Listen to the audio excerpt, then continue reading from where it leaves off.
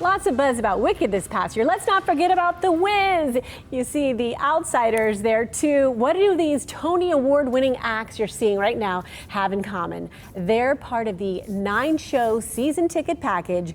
It's the Broadway at the Straz series, and season tickets are available to purchase this Friday, March 28th at noon. And we are thrilled to be joined by Greg Holland, President and CEO of the Straz Center for the Performing Arts, here to give us a little preview. How exciting. Good to see you today. Thanks for doing this. Great to see you too. Thank you. So many great shows to talk about. That's right. Let's start with The Wiz, because Natalie and I were talking about it last week, and we just started toe tapping and you can't. I mean, it was so long ago, but all of a sudden we're like, ease on down the road. We all know that music, don't we? Right. So the Wiz that will be in the Straz Center next season is the one that was just on Broadway. I was in New York to see it several months ago, and everyone in the restaurant was heading to the Wiz. This giant excited crowd were so happy it will be back at the Straz Center after all of these years. Absolutely. It kind of revolutionized Broadway from what I was reading. I've heard the same thing. We're both so young, aren't we? Yeah, we're so, I know. I was going to say, Roxanne, how would we know? Stop talking about this because you're really dating yourself. Okay, but I can't because it's so great. But speaking of great, how about Alicia Keys? We're young enough that we remember Alicia Keys. You know, I know Alicia years Keys. ago, I got to work in Alicia Keys' concert in San Francisco. So I'm so excited about her musical Hell's Kitchen, because it really touches on a bit of her life, her upbringing, and uses some of the wonderful Alicia Keys music. I love the piece.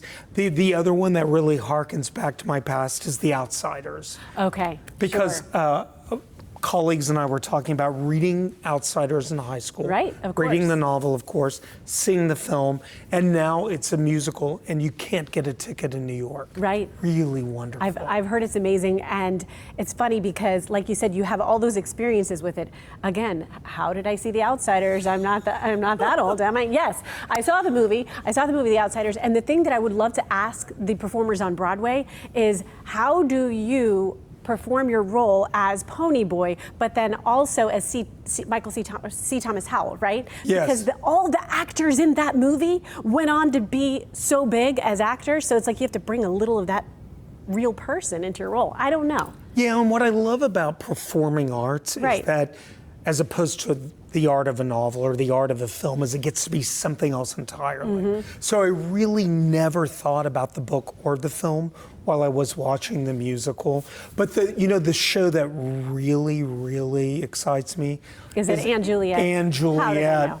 Well, and because it uses all that Max Martin pop music, like Oops, I Did It Again. Yes. And the context for that song in the show was hilarious. But the show really asks, what happens if Juliet doesn't die at the end of the Shakespeare piece?